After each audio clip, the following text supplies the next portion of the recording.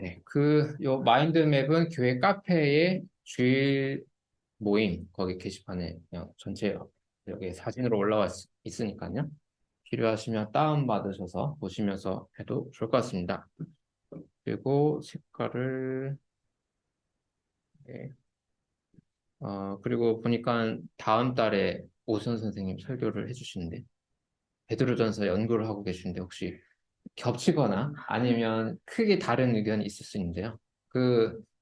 전혀 상관없는 게 어떻게 오늘도 제 이야기를 하는 게 아니고 저도 다른 분 소개를 해주는 거라서 100% 반박하면 더 재밌을 것 같습니다. 그래서 다음 주에 상우님 수요일 날 설교 준비해 주시고 다음 달에 또 오순 스님 주일에 해주시는데 전혀 다른 해석이나 다른 방향성 얘기들 이렇게 해주면 저희가 더 재밌게 할 수 있을 것 같습니다. 그래서 자유롭게 해주시면 좋을 것 같고요.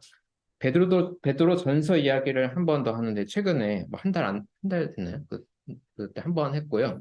여기 이제 2부 순서입니다. 그때 일부러 이제 빼놓았습니다. 뭐냐면 이제 그리스도인, 이제 크리스천이라는 말이 성경에 3번 나오는데 이 베드로전서에 나오기 때문에 그때 이제 다른 이야기를 먼저 하고 요건 나중에 한 번 더 해야겠다 싶어서 일부러 뺐거든요. 그래서 오늘은 요 이름이 이제 어떤 맥락에서 사용되었을까에 관한 하나의 상상력을 한번 생각해 보려고 합니다.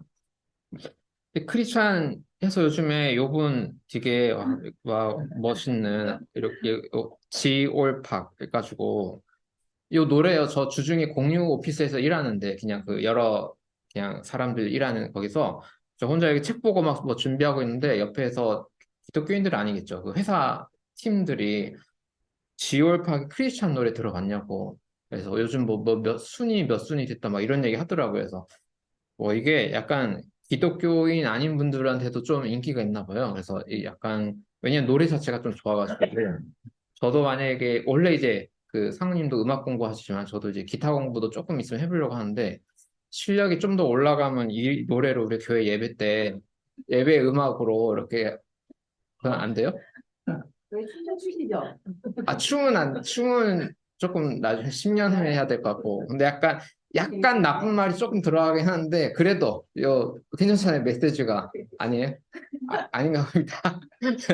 그래서, 근데 한번 들어볼, 지게 생각해 볼 만한 의미가 있는데, 뭐냐면, 저도 여기 그 노래 강아지가 나와서, 이제 모두가 집중하지 않는 강아지도 한번 우리가 생각해 보자. 말뜻은 별로 중요한 건 아닌데 해쳐해갖고 그러니까 요 노래 이분의 어쨌든 큰 컨셉은 이제 크리스찬인데 자기가 조금 돈을 벌고 크리스찬 디올인가 명품 뭔가 봐요.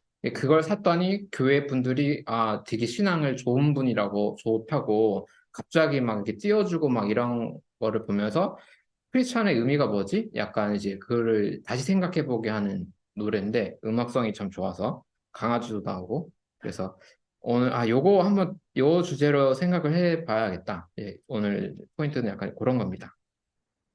그래서 이게 저번에 소개해줬던 데이비드 호렐 교수님 기독교인 되기 비커밍 크리스찬 베드로 전서 가지고 쓴 책이 하나 있어가지고 여기에 요 책이 6장에 그냥 제목 챕터가 요거네 크리스찬이라는 이름이 맥락 요거를 연구해 보는 약간 그런 내용이에요. 그래서 그 제목은 뭐 고난 갈등 뭐 그리스도인 정체성 만들기 요 제목인데 요 챕터의 이야기를 오늘은 좀 소개를 해드리려고 합니다. 그래서 말씀드렸듯이 그리스도인이라고 할 때 우리가 이제 요게 1번, 요게 2번, 요게 3번 해서 세 번의 성경 구절이 이렇게 나오죠.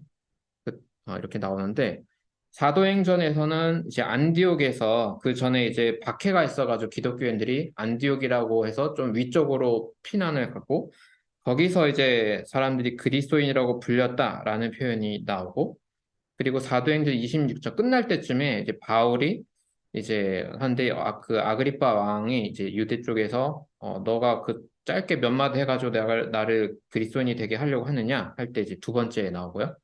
그다음에 세 번째가 이제 오늘 본문에서 고난과 관련돼서 이 정체성 얘기를 좀 하죠. 그래서 고난을 당하면 부끄러워하지 말고 하나님께 영광을 돌려라.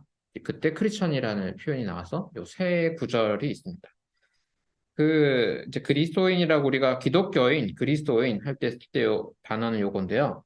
크리스티아노스에서 요 이제 그리스도에다가 요거 아노스가 합쳐진 건데 요거를 요 호렐 교수가 이제 어떻게 여기 들어갈 수 있는 나오는 거. 그리스도의 어쩌고 아노스 붙었을 때 이 아노스에 들어갈 수 있는 뜻을 우리가 팔로워 저 인스타그램도 시작했는데 팔로우 해주신 분도 있고 약간 그런 거 있잖아요.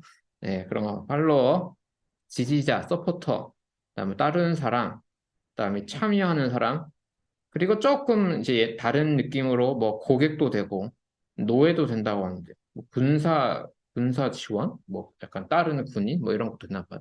그러니까 요접 끝에 쓴 요 단어가 이런 식으로 쓰일 수 있는 표현인가 봅니다. 이 단어가 이제 예수 그리스도 할 때 그리스도에다가 요게 붙어가지고 사용된 단어고 이제 이게 이렇게 성경에서 한 번, 두 번, 세 번 이렇게 사용됐다는 거죠.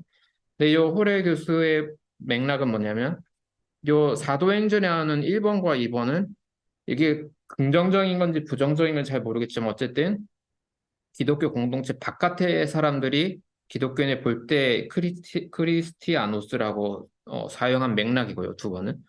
근데 요 3번의 경우에는 이걸 신앙 공동체가 이렇게 불려진 이름을 자기들의 이름으로 이제 바꿔가지고 좀 새롭게 사용을 했다는 거죠. 그 전에 불려지던 이름을 수용해서 적극적으로 자기네의 정체성으로.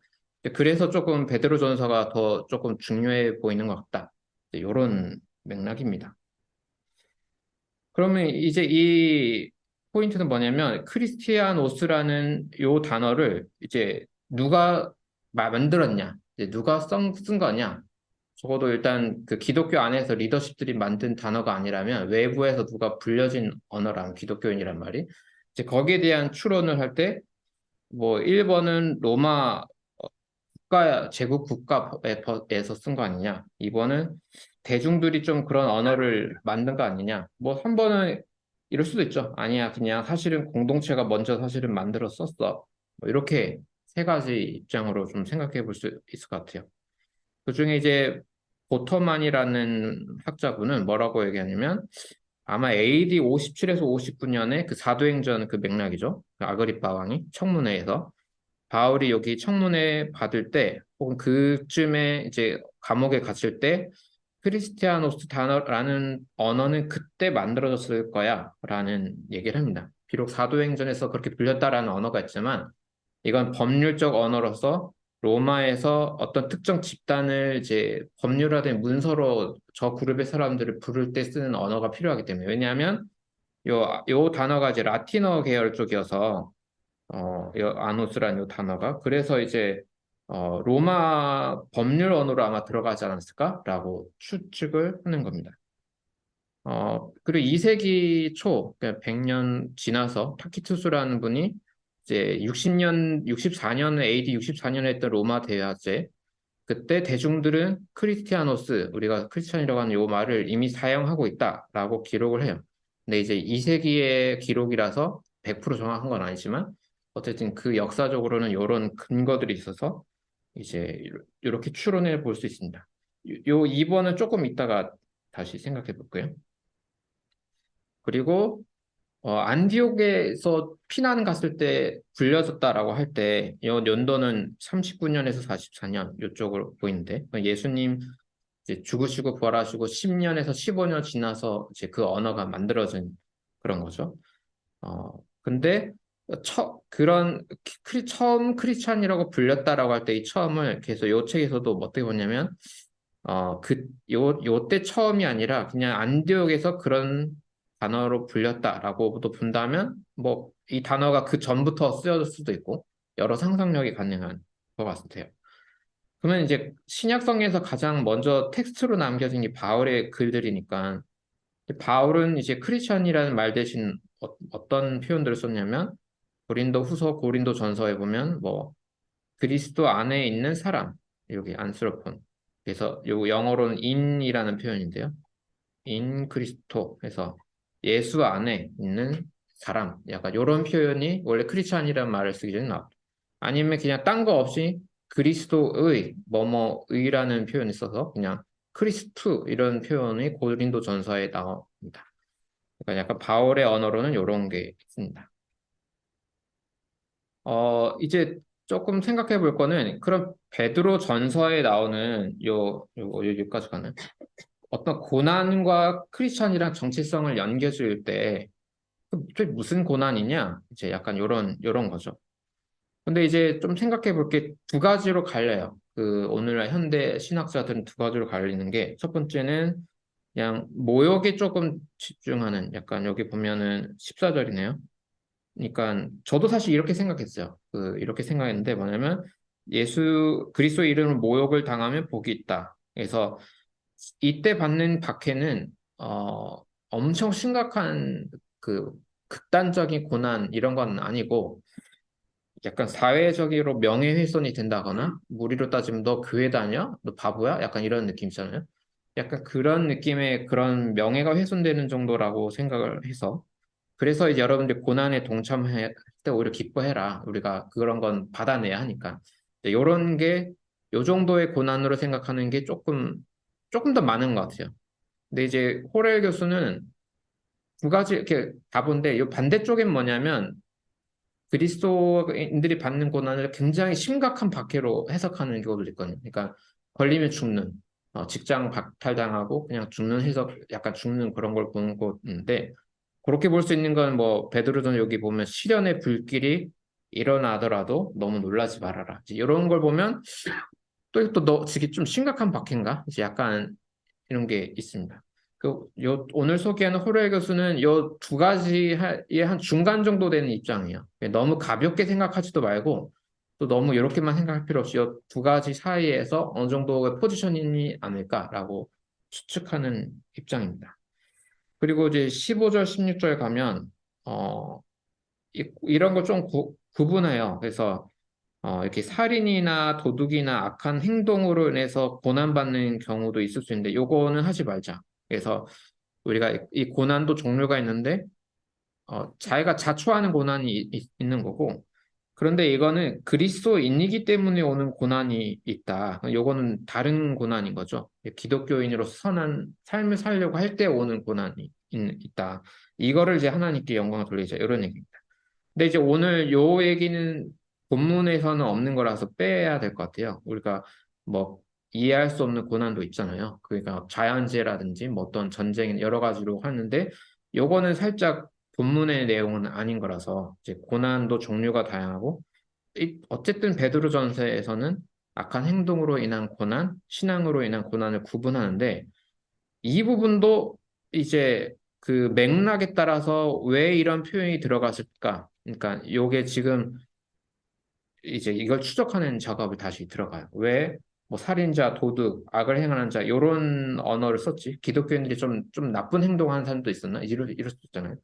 이제 요거를 보는데 일단은 여기 조금 긴 거를 가져왔는데 아까 이제 고난을 생각할 때 두 가지 있다고 했잖아요. 그냥 모욕, 명예 약간 요쪽 있고 요쪽 반대쪽에는 정말 극단적인 죽음의 고난이 있는데 이제 요건 AD 112년입니다. 요 상황은 약간 조금 위험한 상황이죠. 박해가 좀 심한 상황인데 보통 베드로전서를 이제 뭐 1세기 후반으로 보면 요 시기랑 안 맞는 거고요. 근데 만약에 2세기 초반으로 보면은 요 시기로 갈 수도 있어요. 그러니까 기독교의 박해가 보통 한 10개쯤, 10대 박해쯤 있다고 하는데, 근데 이 박해가 보통 1, 2년짜리도 있고, 와, 길어야 한 10년짜리도 있고, 이렇게 좀 종류가 다양합니다. 그러니까 수백 년 가운데 계속 박해를 당한 건 아니고, 우리 코로나로 지난 3년 고생했잖아요. 이것처럼 특정한 시간들이 있고, 로마 전체로 박해가 오는 건 한 250년쯤에야 처음 약간 전체적인 박해가 들어가서 그전에는 조금 박해 종류가 좀 다릅니다. 그런데 이제 1세기, 2세기 초반에 요 때에 특별한 박해가 있긴 했어요. 요거는 문헌으로 남아서 플린이라는 총독이 로마 황제 그때 트라이안이라는 황제에게 이거 어떻게 처벌해야 되냐라는 그 이야기를 한 게 문헌 기록으로 남아 있어요. 그래서 요것도 같이 좀 살펴볼 만한 건데 뭐냐면 요 총독이 내가 요 크리스찬이란 말이 요 2세기 초반에 나오니까 내가 아직 요런 재판에 들어가는 경험은 없는데 어떻게 처벌해야 되냐? 뭐 나이를 생각해야 되냐? 아니면 그냥 그 이름 크리스찬이라는 이름을 사용하고 있으면 그거 가지고 처벌해야 되는 거냐? 이제 요런 걸 물어보는 거죠. 그래서 기독교인이냐 크리스찬이라고 두세 번 이제 질문을 하고 너 계속 그렇게 막 대답하면은 사형 선고를 받을 수 있다. 이제 이런 상황이 되는 거예요. 어, 근데 이제 여기서 포인트가 약간 이런 거예요.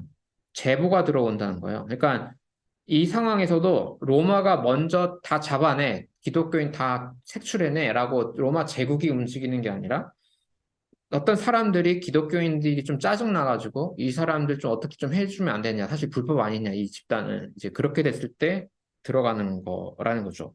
그랬을 때 이제 황제 숭배도 있으니까 그거를 할 수 있냐, 황제 숭배. 그래서 어떤 사람들은 처음에는 자기를 기독교인이라고 했다가 태도를 바꾸는 사람들이 있고, 이제는 사실 기독교인 아닙니다.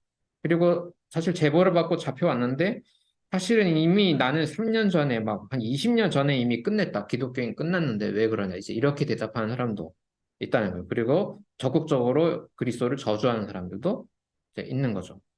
그래서 이 총독이 조사를 했는데 얘네들이 하는 게 그냥 아침 일찍이나 저녁에 모임을 하는 것밖에 없는 것 같긴 하다. 뭐 그 예수라는 분을 막 약간 신처럼 찬양하는 느낌도 좀 있고 범죄 행위를 하기보다는 그러니까 뭐 절도나 강도 이런 거 오히려 하지 말자고 하는데 얘네들이 메시지는 아까 이제 베드로전서에 보면은 이제 강도 막 절도 이런 거로 오는 고난은 하지 말자고 하잖아요.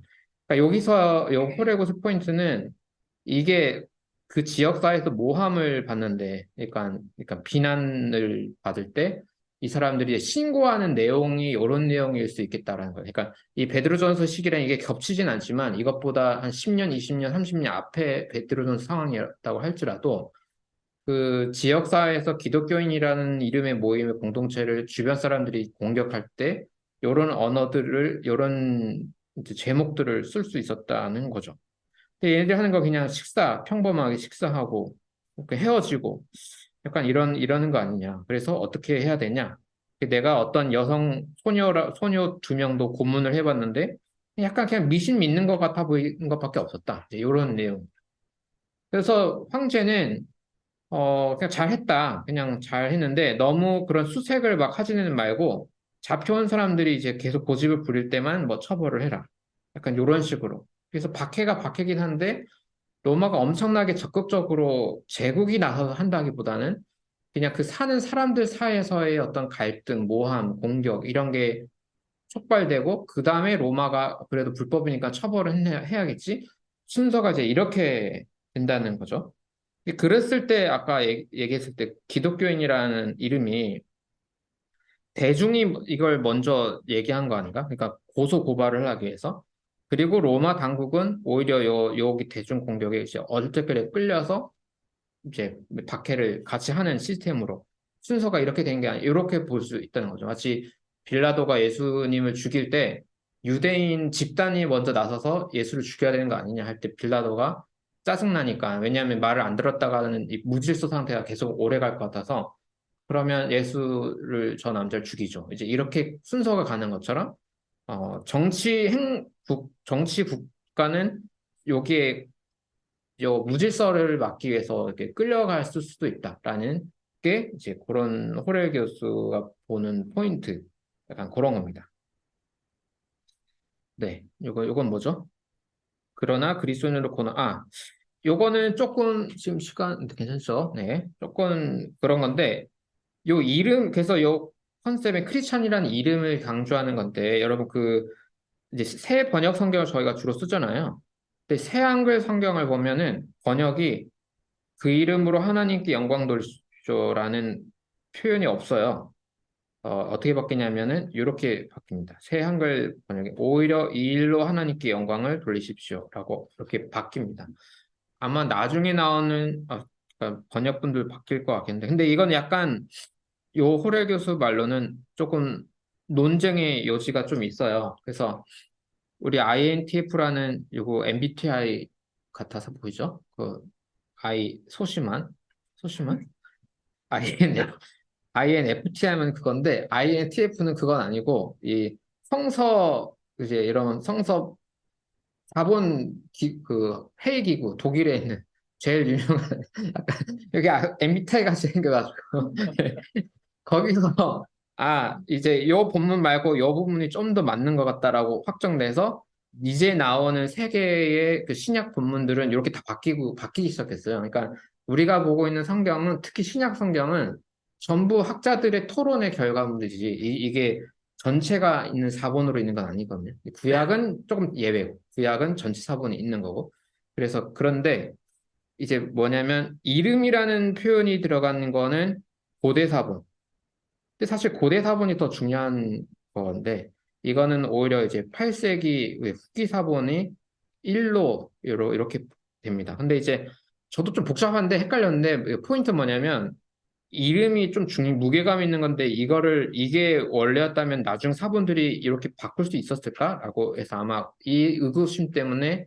성경이 바뀌는 것 같아요. 근데 베퍼렐 교수는 이거는 아직 논쟁이 아직 안 끝났다 이런 입장이고 그래서 이제 이 책의 주제도 크리스찬이라는 어떤 이름이 중요한 맥락이잖아요.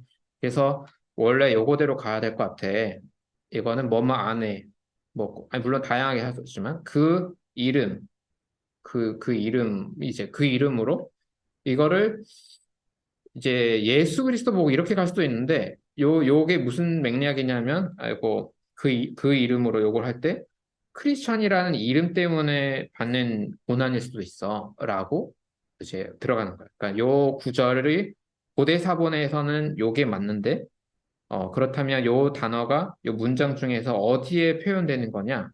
그리스도인으로 고난당하다 할 때, 그 이름으로 크리스천이라는 정체성 라벨링을 했을 때 오는 어떤 고난들 말하는 거 아니야? 뭐 요런 추론들도 하더라고요. 어쨌든 이런 게 있습니다. 조금 어렵죠, 이거는. 근데 그 오늘 이제 포인트는 뭐냐면 요 호레교석이 얘기하는 건 결국 이거는 낙인의 문제라고 봅니다. 우리가 이게 어빙거프만이라는 사회학자가 얘기한 그런 건데 어떤 사회에서 뭐 여성은 이래, 남성은 이래, 뭐 아시아인은 이래, 뭐 성소수자를 지키고 어떤 집단에서의 어떤 이름이 어떤 포지션을 갖게 됐을 때 이제 오는 사회적인 폭력들 막 이런 거 지금 낙인의 문제잖아요. 기독교인이라는 이름이 사실은 그런 라벨링이라는 거죠. 사실은 그 집단을 공격하기 위해서 외부에서 만들어진 이제 이름이라는 거예요. 어, 그래서 이것도 아까 그 표현인데 베드로전서에서는 이런 표현들이 있는 거예요. 왕을 또 공경하라고 이렇게 해버리니까 아까 얘기했던 그 논쟁에서도 이게 1세기 아까 요 총독이 보낸 게 110년대 글이라고 했잖아요. 만약에 기독교인들을 다 잡아 죽이고 막 이런 상황이라면 베드로전서의 이런 표현은 이게 너무 순종적인 거 아니야? 약간 이제 이렇게 생각할 수 있는 거죠. 그래서 이제 대부분의 신학자들은 그냥 언어 폭력이라고 생각을 했는데 근데 이제 호레 교수는 저 정도까지 밖에는 아니어도 실질적 물리적 폭력이 있을 수도 있지만 그럼에도 일반 정치 지도자들을 존중한다라는 게 약간 이제 그 기독교인이라는 이름으로 낙인 찍힌 그룹이 오히려 했던 포지션 행동이라고도 생각하는 거죠. 음. 어, 대중의 적대감을 생각해 볼 수 있는 약간 요런 거는 요거가 어느 문서였더라? 요런 문서가 있는 거야. 네로나 트라이아누스 황제가 지방 총독에 내린 구속력 있는 그러니까 왕의 법에는 없는데 일반 법도 그냥 잠정적으로 불법이야 기독교인의 뭐 이렇게만 되어 있는데 표준 절차가 이제 국가 주도의 종교 재판이 아니라 이제 고발 때문이었다라는 게 약간 그런 문헌들에서 나온다는 거죠. 그래서 어, 약간 타키투스 아까 2세기의 역사가의 기록에서도 그 네로가 이제 방화를 해서 기독교인들이 로마에 불 붙여갖고 우리 다 이렇게 했다라고 할 때도 법에서는 이제 불을 붙인 증거는 없으니까 방화죄는 아니고 이 기독교인들은 뭐가 있냐면 인류에 대한 증오가 있다. 약간 이제 이런 혐의로 기독교인들을 이제 유죄를 내렸다는 거예요. 그러니까 이제 기독교 그룹에 대한 어떤 혐오라는 게 이 그룹은 약간 일반 사회에 대해서 약간 좀 혐오한다. 너무 자기네끼리만 폐쇄적이고 약간 이런 분위기를 얘기를 한다는 거죠. 그리고 뭐 이건 여러분도 많이 들어보셨겠지만 여기도 약간 무신론자 아니야? 왜냐하면 자기네 신 외에는 다른 신을 숭배하는 걸 이제 거부하니까. 그래서 우리 로마에서 중요한 거는 신과 이렇게 신들이죠. 신들과 인간의 조화로운 상태가 돼야 되는데 어떤 자연재난이나 이런 게 생기는 원인은 저 기독교인들이 너무 자기네 신만 따르려고 하다 보니까 지금 안 좋은 일이 계속 생기는 거 아니야? 이제 이런 이런 이야기를 뭐 대중이 먼저 했던 아니면 정신이 먼저 했던 이게 확산되면서 기독교인에 대한 이미지가 혐오감으로 조금 들어갈 수 있었다는 거죠. 그래서 호렐의 입장은 어, 이미 같이 사는 사람들한테 좀 기독교인들은 적대감을 받았을 거다. 이런 언어적인 비난을 받는데 이게 고소 형태로도 이어졌을 거고 그래서 재판을 받게 됐을 거다. 그러니까 뭐 기독교인들이 뭐 근친상간이나 뭐 살인자, 시인자 이런 고소를 할 때 여러 가지 누명 옵션들이 이제 교회 모임을 한 사람들이 들어가는데 이제 이게 베드로전서에서 아까 보면은 강도를 하거나 뭐 이런 걸로 하는 고난은 하지 말고 이렇게 얘기할 때 그 언어들은 사실 기독교 외부에서 크리스찬이라는 사람들을 공격할 때 쓰는 언어들의 이런 역사 문헌의 이야기들과 좀 공명되는 부분들이 있다라고 하는 거죠. 그렇게 누명을 받아도 우리 내부에서는 우린 그런 걸로 인한 고난은 하지 말고 이제 기독교인으로 이렇게 뭐 극복해 나가자 이런 얘기를 그렇게 영광을 돌리자 이렇게 얘기를 한 거죠. 그래서 이게 아마 혐오 문제에서 요 호레교스 얘기하는 소개해주는 사람이 타치펠이라고 하는 유대인 사회학자인가?